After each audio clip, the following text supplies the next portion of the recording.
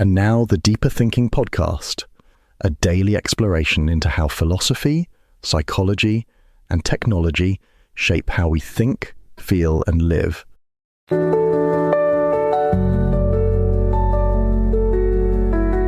Welcome to the Deeper Thinking podcast. Song of the Sea is a story about two children, Ben and Saoirse, who live at the edge of the world in a lighthouse, their lives shaped by the silent absence left by their mother's disappearance. Saoirse, it turns out, is a selkie, a being woven from both land and sea, carrying the sorrow and magic of both worlds within her. As the children journey through landscapes inhabited by fading spirits and old griefs, the film slowly reveals itself not as a quest for resolution, but as a tender meditation on loss, memory, and the ache of inheritance. Watching it for the first time with my young children, I found myself broken open in a way I had not been for years. Beneath the gentle animation and lulling music, it unearthed something ancient and wordless, a grief I had carried without knowing. I had not cried like that in years, and not for the film exactly, but for everything it allowed to surface. The losses unnamed, the sorrows unspoken, the tenderness of loving what we cannot keep. Song of the Sea did not ask me to move past these things. It did something far rarer. It allowed me to stay with them, to sit with the ache without needing to explain or resolve it, and in that stillness to find something like grace. The grief we withhold curdles into a private language, a dialect only pain can fluently speak. Even when surrounded by others, even when the world hums its ordinary song, that language thrums beneath, untranslated. It waits, not for release but for recognition. In the rare moments that art breaches our defended solitude, it does not offer comfort or escape. It does not package loss into something bearable or sculpt sorrow into something redemptive. Instead, it gives us permission to feel without translation, to inhabit the rawness without obligation to narrate or justify it. Art in these moments does not perform empathy. It dismantles the audience itself. It leaves us alone, not abandoned but unshielded, allowed for once to weep without needing to explain the tears. There is a violence in stories that resolve too neatly, in arcs that smooth the rupture back into a digestible whole. True art, the kind that unsettles, refuses this seduction. It tears open the wound it finds and leaves it breathing, alive, unstitched. It does not ask us to heal, nor does it pretend that healing is inevitable. Across traditions, this refusal has been known, if only in fragments. Aristotle speaks of pity and fear as the motors of tragedy, not because they resolve, but because they deepen the audience's own instability.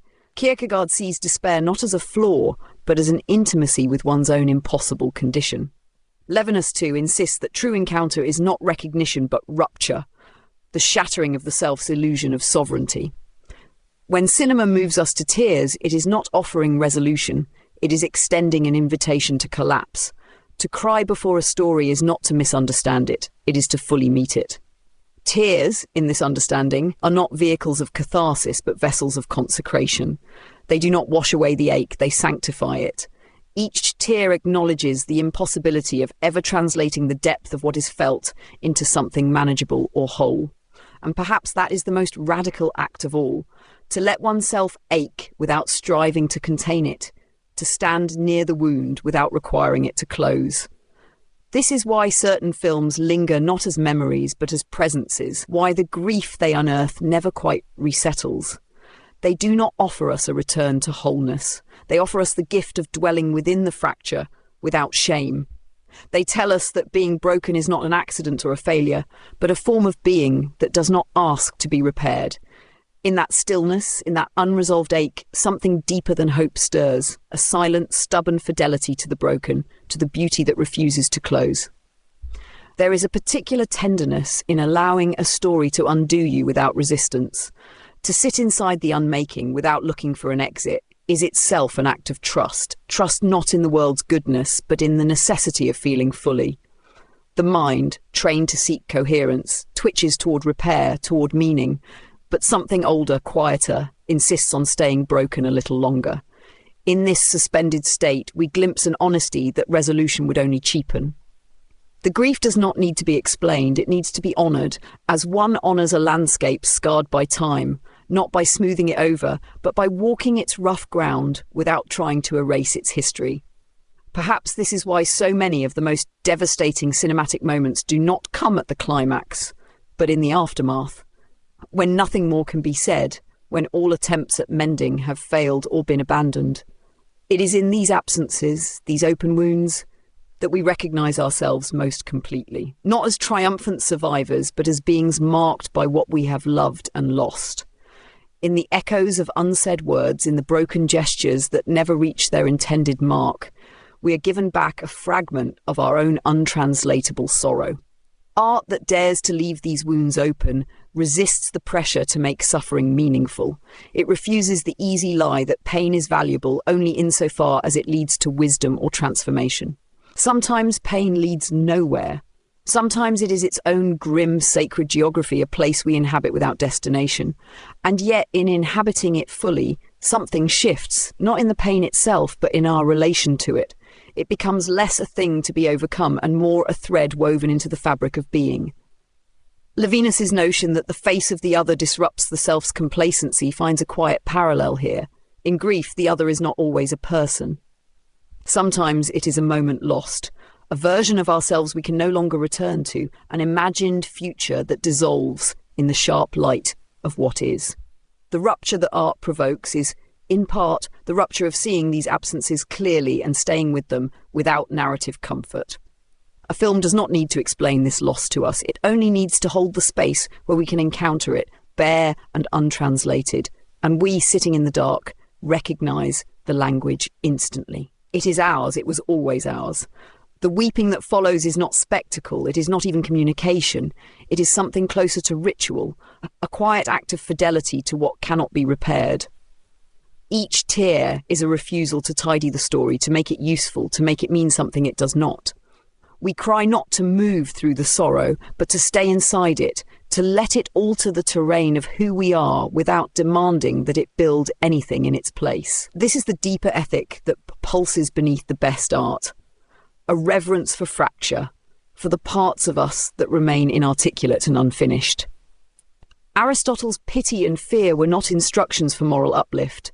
They were acknowledgements of the terror and tenderness inherent in being human. Kierkegaard's despair is not a problem to be solved, but a mirror held up to the infinite impossibility of reconciling ourselves with the world. These thinkers do not offer escape routes. They offer a slow, devastating hospitality to the brokenness that we carry, often in silence, often without understanding. And when a film leaves us undone, it leaves us, paradoxically, more whole than any neat ending could. Not because it has healed us, but because it has refused to lie. It has refused to betray the depth of what is lost. It has allowed us, if only for a breath, to belong to our own sorrow without shame.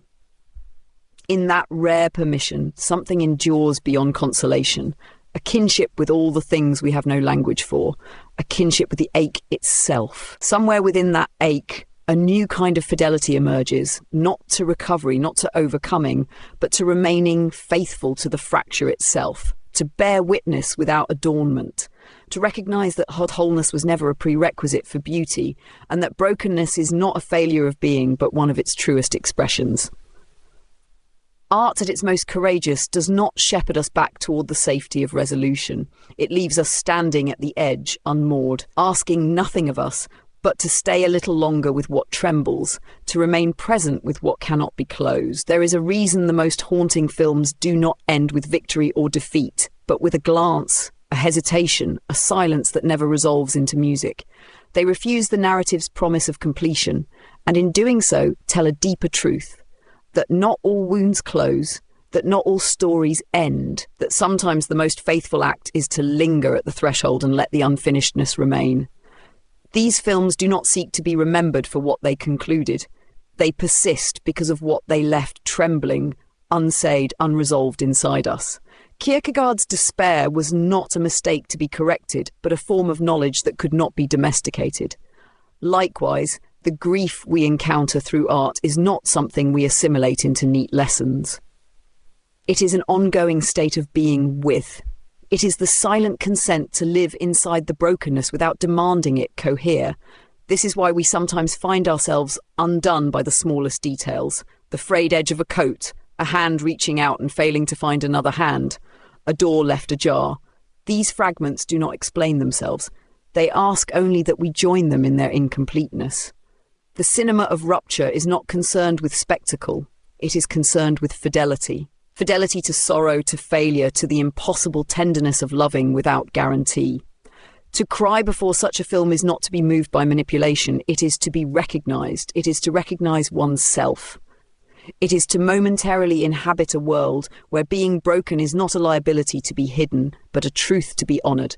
And perhaps in that shared silent recognition, something more lasting than resolution takes root, a fragile, radiant allegiance to the unfinished human heart. There is a humility in this kind of allegiance, a refusal to make demands of the ache, a willingness to accompany it without extracting meaning or redemption. In the presence of art that leaves the wound open, we become less certain, less armoured, more porous. We are asked not to resolve ourselves against suffering, but to loosen, to listen to it, to allow its contours to alter our own.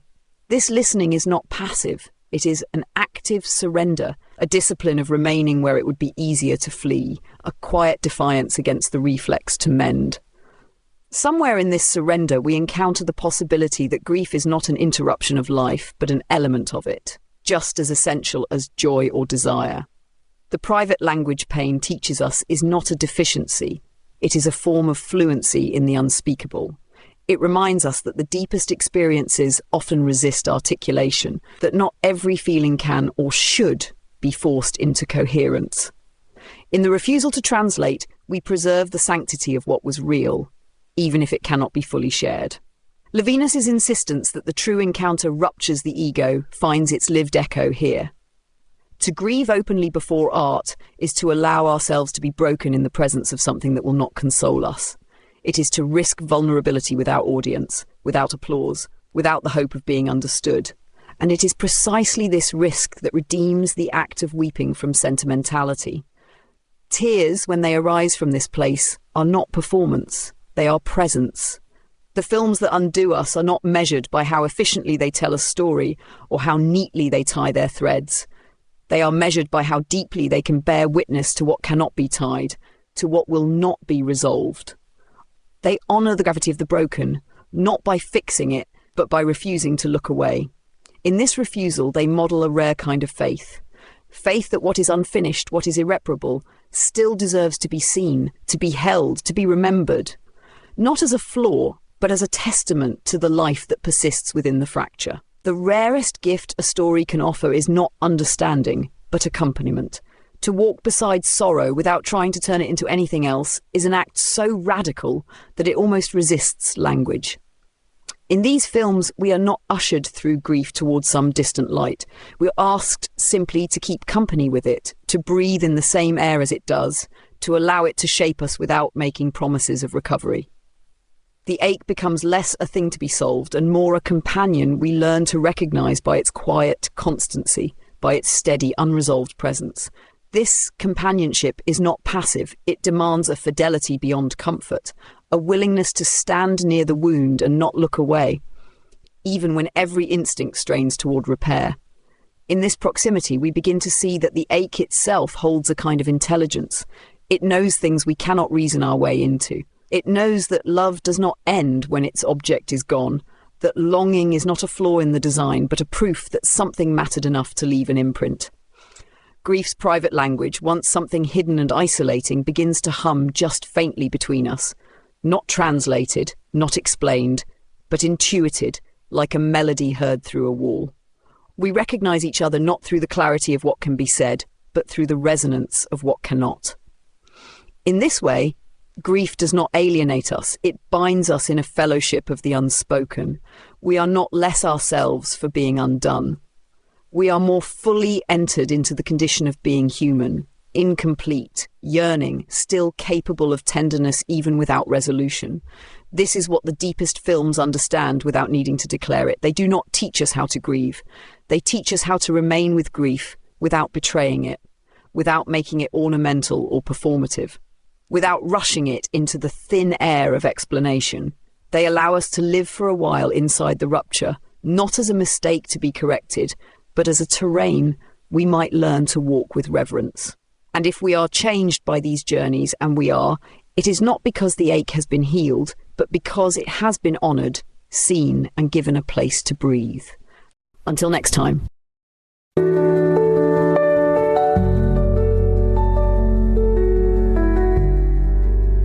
You've been listening to the Deeper Thinking podcast. Today's episode was narrated by Holly, our digital narrator, who helps bring our ideas to life. Thank you for your positive reviews on Apple Podcasts. Your reviews help keep us visible so others can discover and enjoy our content.